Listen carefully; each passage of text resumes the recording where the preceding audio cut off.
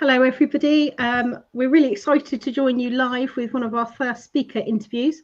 I'm Natalie from the Society of Genealogists and Genealogy Stories, and I'm sure by now, if you've been in the Facebook group, you're probably sick to death of my mug coming up and talking at you. So I'm hoping to do as little talking as possible and let my colleagues introduce themselves and also introduce our speaker, Julie. So Elsa, if you want to introduce yourself first, because you're probably... Hi.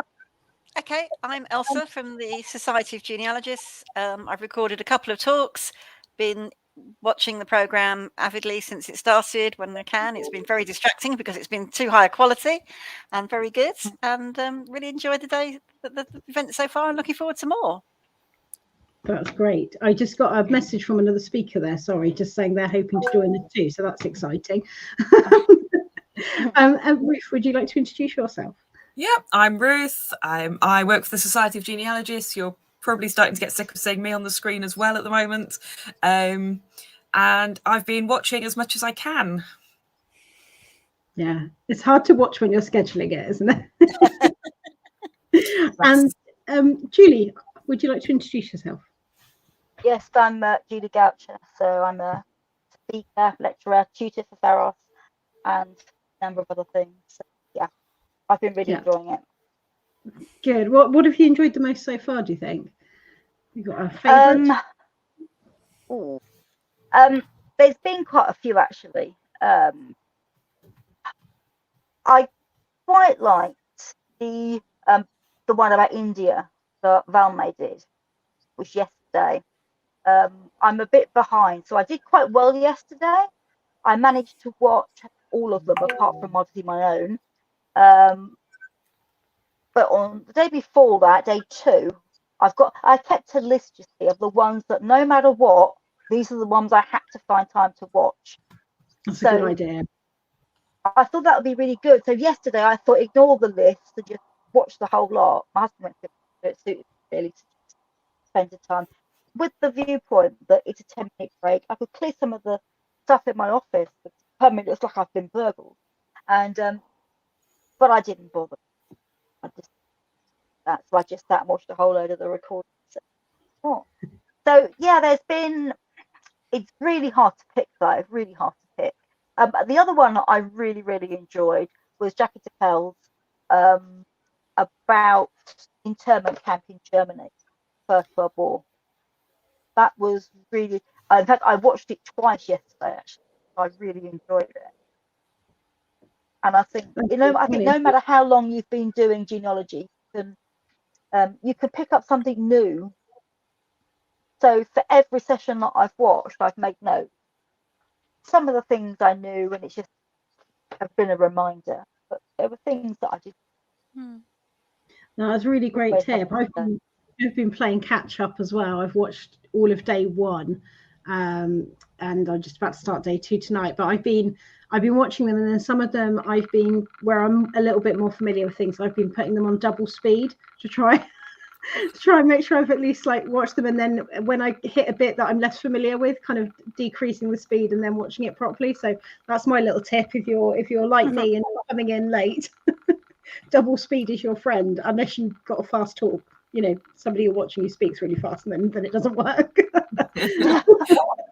I was talking to somebody earlier today who's watching on their phone and propping it up in front of them while they're doing the washing up and cooking and got them playing all the time. God bless mobile devices, I have to say. Yes. The iPad and the phone for me, absolutely. I like the ones where I've been surprised. I thought I knew something about that, and it's made me stop. And particularly the Jackie's one on the English internment camps in Germany. I knew a lot about the Germans being interred in this country, but I just hadn't clicked. It was so obvious, and it was informative and gave me really good things to look at. And I find that, they're only 10-minute talks, but you watch it, you make notes, you go off down the rabbit hole or something, and suddenly you're it's the time for the next talk. And that's what I found on Friday and Saturday, particularly.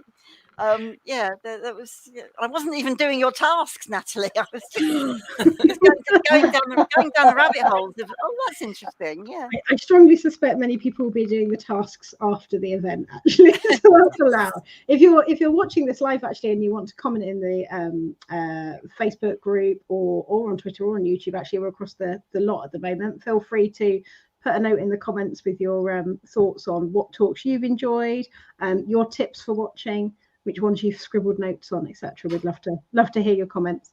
I enjoyed the Layers of London the other day. Yeah. I thought that I was really familiar with that, and then when I watched it, I realised I wasn't. Yes. I hadn't looked at the site for a long time, and I kind of went, oh, now I've got lots to explore, and got really excited. It was like finding a new boy again. So it's that classic story. We dive in, we learn about 10%, and you think you've really got it, and it's then you read the manual or you look at the introduction and think, oh yeah, look at all the things I can do. Yeah, absolutely. Absolutely. So what day are you looking forward to the most next, do you think, Julie? What a day or a talk or... Well, I'm looking forward to a number. I've got a lot that haven't been ticked. So I'm looking forward to the one about virtual reading room. I've only been kind of cryptic, so without looking at the actual thing, but that's what I put. It's on day 7. And I'm also looking forward to the one about a street study, which is on day 8. That's great. I'm just going to interrupt you slightly to welcome Simon onto the live chat. We're live at the moment, Simon, just talking about the talks that we're most looking forward to watching, or any talks that you've particularly enjoyed that you'd recommend to others. There's just so many. I'm just staggered actually by the range of talks that's available already, and as I say, there's more 2-3 more days, however long to go. And we're not quite halfway yet, are we? I think when's halfway, Ruth?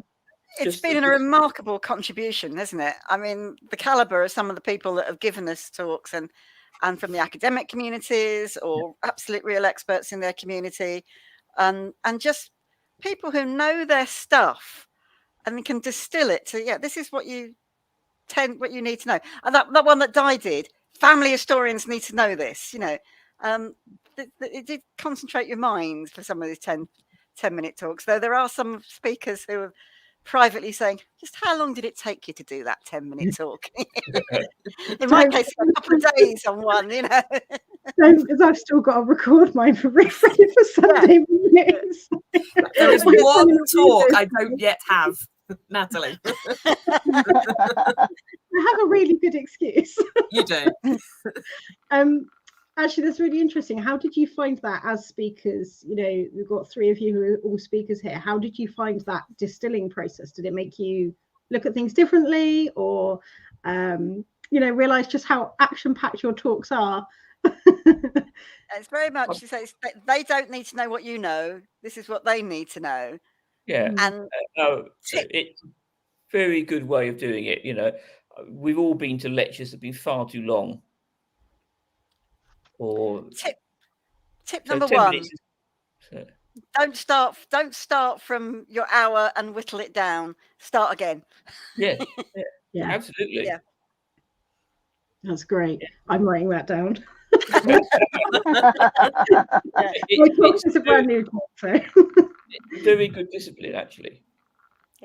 Great, that's really helpful. Thank you. We just got a comment from a Facebook user here. So Facebook sometimes hides your name, so apologies to whoever this is. But they've said, rather than pick out individual talks, the thing that has inspired me most is the different themes and ways of handling information and data, and suggestions of different ways of approaching researching a place. That idea of themes seems to have really resonated with a lot of people, actually. I mean, how did you find that? Was that something that helped you kind of look at different ways of dividing up your research?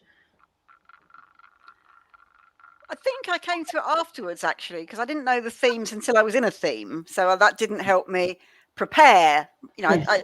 I didn't know I was in this kind of coverall. And obviously you put those together when you just saw what was coming through and how to fit your 10-day program together. But I think from a punter or an audience member, I liked the idea of how, these things have got these things in common. They're quite disparate, different talks. but they from that perspective, it suddenly made, oh, these are the things that happen when you're thinking about one name studies in this different way. So I thought you did some clever things of actually looking at them and thinking how this program fell into itself, I think. Oh, I think well we done can you. take a lot of credit for that. So I probably can't do an interview for All About That Place without asking you before we wrap up, about what your favourite places are. So I don't know, Simon, have you got a favourite place? Well, I think it's where I live in Kew in Richmond. Yeah. Partly because I've spent so much time researching it that, it is. I couldn't imagine it really living anywhere else. Maybe York, I guess, possibly. Okay. I know yours, Elsa, so it's cheating because I interviewed you before. So I have to pick a second favourite. Okay, well, I mean, the favourite was my research, obviously, but I think and anyone that knows me from from my world outside genealogy, or my social media on Whitstable, on Facebook, or my other Twitter and Instagram accounts, are I talk about Whitstable and cats. That's my life outside genealogy, and I so like where I live. I'm within water, and that's so important to me. It's got loads of history. It's got all the architecture I like.